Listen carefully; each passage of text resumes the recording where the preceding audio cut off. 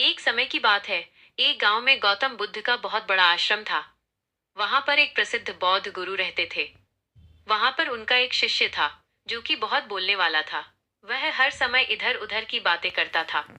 जब वो दान लेने के लिए जाता था तो हर घर से एक नई कहानी लेकर आता था और आश्रम के दूसरे शिष्यों को सुनाता था। वो हर समय एक शिष्य की दूसरे शिष्य से बुराई और चुगली करता रहता था और दूसरों के सामने अच्छा बनने का प्रयास करता रहता था। खुद के मुंह से ही खुद की तारीफ करता रहता था और हमेशा ही खुद को गुरु के सामने सबसे बुद्धिमान और उत्तम साबित करने का प्रयास करता रहता था। वो खुद को सभी शिष्यों से अलग और श्रेष्ठ मानता था। उसका कहना था कि मैं एक अमीर घर का बालक हूँ। अगर मैं चाहता तो एक आरामदायक और सुविधाओं से भरा जीवन जी सकता था। लेकिन मैं वह सब छोड़कर यहाँ आया क्योंकि मुझे सत्य की खोज करनी है, खुद को जानना है, जीवन को जानना है। इसीलिए मेरा त्याग तुम सबसे बड़ा है। संकल्प लेने का अवसर।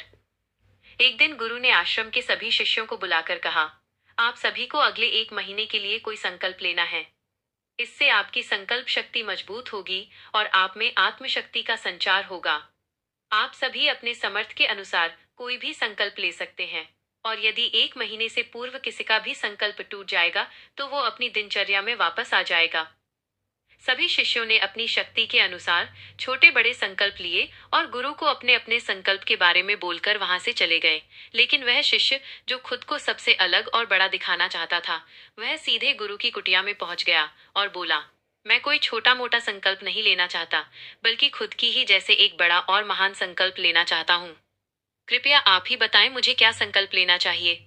उसकी ये बात सुनकर गुरु मुस्कुराए और बोले, क्या तुम मेरे द्वारा दिए गए संकल्प को पूरा कर पाओगे? क्या तुम्हारे लिए उसे पूरा करना संभव होगा? शायद नहीं। वो तुम्हारे लिए संभव नहीं है। तुम उसे पूरा नहीं कर पाओगे। इसीलिए तुम खुद ही कोई संकल्प ढूंढो। शिष्य ने कहा, नहीं गुरुदेव, आप जो भी संकल्प मुझे देंगे मैं उसे पूरा करूंगा। गुरु ने कहा, ठीक है, तो तुम अगले एक महीने तक चुप रहो, मुंह से एक शब्द भी नहीं निकलो। यही तुम्हारा संकल्प है। शिष्य ने कहा, गुरुदेव, यह भी कोई संकल्प है? ये तो बहुत ही आसान है। एक महीने तक चुप ही रहना है। आप कोई बड़ा संकल्प दीजिए जो मेरी योग्यता के लायक हो, जिसे पूरा करने में मुझे समस्या हो। गुरु ने कहा, पहले तुम यही संकल्प को तो पूरा करके दिखाओ। मौन का कठिन संकल्प। शिष्य ने गुरु की बात मान ली और वो इस समय चुप हो गया और पलटकर कुटिया से बाहर चला गया। पहले उसे चुप रहना बहुत आसान लग रहा था। उसने एक दिन तो जैसे तैसे चुप रहकर काट लिया, लेकिन दूसरे दिन से उसके मन में ना बोलने का बोझ बढ़ने लगा। तीसरे दिन उसे भारीपन महसूस होने लगा और चौथे दिन उसके अंदर एक अजीब सी बेचैनी होने लगी क्योंकि आसपास आश्रम के सभी शिष्य एक दूसरे से बातें कर रहे थे। ये देख वो पूरा दिन उदास रहा। इसी तरीके से कुछ दिन और बीते और वो शिष्य बीमार पड़ गया। उसका सर फटा जा रहा था। उसका खाने पीने तक का मन नहीं कर रहा था। वह सिर्फ बोलना चाहता था। वह गुरु के पास गया और उनके सामने बैठकर लिखकर उन्हें बताया, गुरुदेव, मैं बोलना चाहता हूँ। मुझे सांस नहीं आ रही। मेरा दम घुटा जा रहा है। मैं अंदर ही अंदर पागल हुआ जा रहा हूँ। मैं क्या करूँ? संकल्प तोड़ दूं क्या?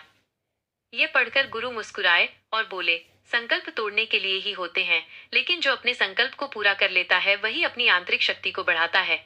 और जो अपनी आंतरिक शक्ति को बढ़ाता है वो समाज की कल्याण करता है। संकल्प का लेना भी तुम्हारे हाथ में था और इसे तोड़ना भी तुम्हारे ही हाथ में है। तुम्हारे बहुत से भाई अपने संकल्प को तोड़कर अपनी पुरानी दिनचर्या पर वापस आ चुके हैं। अगर तुमसे नहीं हो पा रहा तो तुम भी संकल्प तोड़कर अपनी पुरानी दिनचर्या पर वापस जा सकते हो।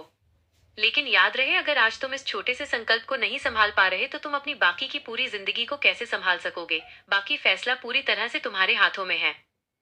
गुरु की यह बात उस शिष्य के दिल में चोट कर गई। वह बिना कुछ बोले वहां से वापस चला गया और खुद को अपनी कुटिया में बंद कर लिया। वह केवल अपने जरूरी कामों के लिए ही कुटिया से बाहर निकलता था। बाकी सारे समय कुटिया के अंदर ही बैठा रहता। भीतर का शोर। 15 दिन बीत चुके थे और आश्रम के लगभग सभी शिष्यों का संकल्प अब तक टूट चुका था, लेकिन उसका संकल्प अभी भी जारी था। संकल्प लेने के बाद से अब तक उसने एक शब्द भी नहीं बोला था। सारा आश्रम हैरान था कि इतना बोलने वाला इंसान चुप कैसे हो गया। 15 दिन बीतने के बाद वो दोबारा अपने गुरु के पास गया और लिखकर बताया, गुरुदेव, मैं बाहर से तो चुप हूँ, लेकिन मेरे भीतर बहुत सी आवाजें हैं, बहुत सी पुकार और शिकायतें हैं। मैं अंदर ही अंदर बात करता रहता हूँ। मेरा मन तरह तरह के प्रश्न पूछता रहता है। मैं बाहर से जितना मौन हूँ, भीतर से उतने ही शोर शराबा से भरा हुआ हूँ। क्या इस तरह से मेरा संकल्प अभी भी जारी है? गुरु ने कहा, तुम्हारा संकल्प अभी भी जारी है, लेकिन जब तक लोगों की ये आवाज तुम्हारे कानों में गूंजते रहेंगे, तुम्हारा मन बोलता रहेगा, क्योंकि इसे तो आदत है बोलने की। तुम भले ही बाहर से चुप रहो, लेकिन तुम अंदर ही अंदर बोलते रहोगे। तुम्हें इन बातों से, इन आवाजों से दूर जाना पड़ेगा। शिष्य गुरु को प्रणाम कर वहां से चला जाता है और सुबह होते ही अपनी कुटिया छोड़कर जंगल की तरफ चला जाता है। सत्य की खोज। कई दिन बीत जाते हैं, संकल्प का समय भी पूरा हो जाता है, लेकिन शिष्य लौटकर नहीं आया।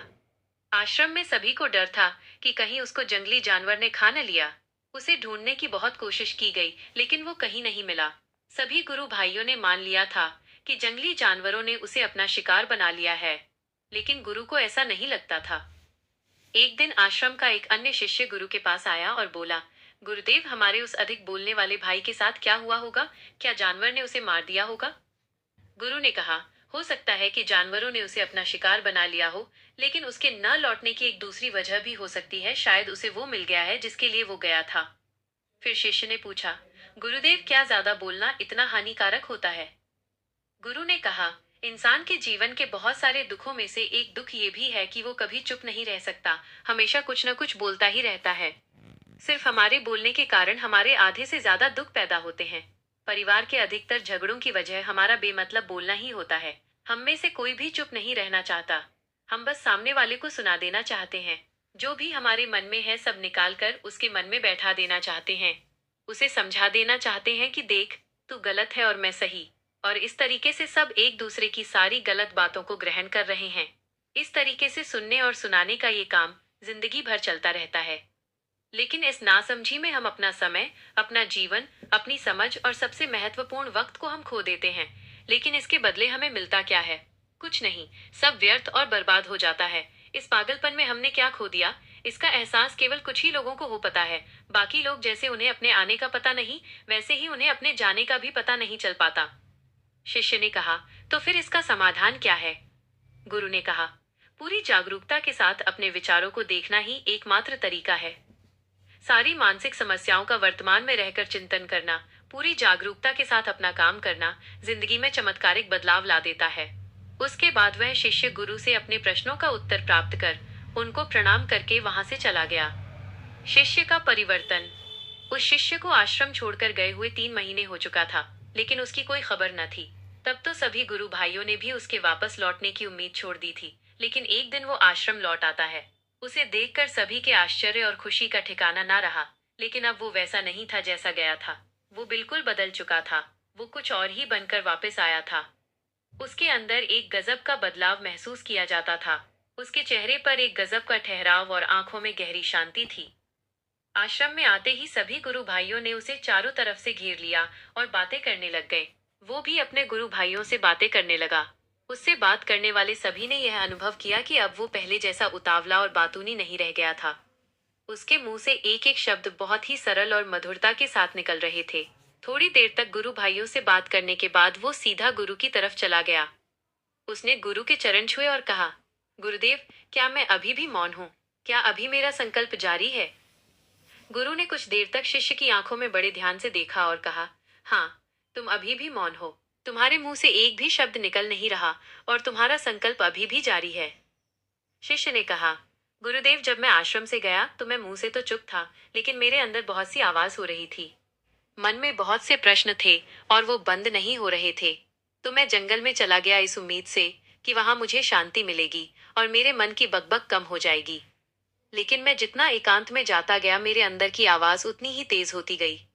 मेरे भीतर की पुरानी से पुरानी आवाज मुझे सुनाई देने लगी। तब जाकर मैंने पहली बार महसूस किया कि मैं कितना गलत कर रहा था। जब मैं अपने परिवार वालों, दोस्तों को और गुरु भाइयों को बुरा भला कहता था तो उसे समय मुझे लगता था कि मैं सही कह रहा हूँ। जब मैं गुरु भाइयों की एक दूसरे से चुगली करता था और उनका मजाक बनाता था, तब भी मुझे यही लगता था कि मैं उनसे बेहतर हूँ और मैं सही कर रहा हूँ। लेकिन उस दिन मैंने महसूस किया कि मैं कितना गलत बोलता था। काफी दिनों तक ये सारे शोर और शिकायतें मेरे अंदर चलती रहीं। लेकिन धीरे धीरे करके एक दिन ये सारी आवाज मेरे अंदर से समाप्त हो गई।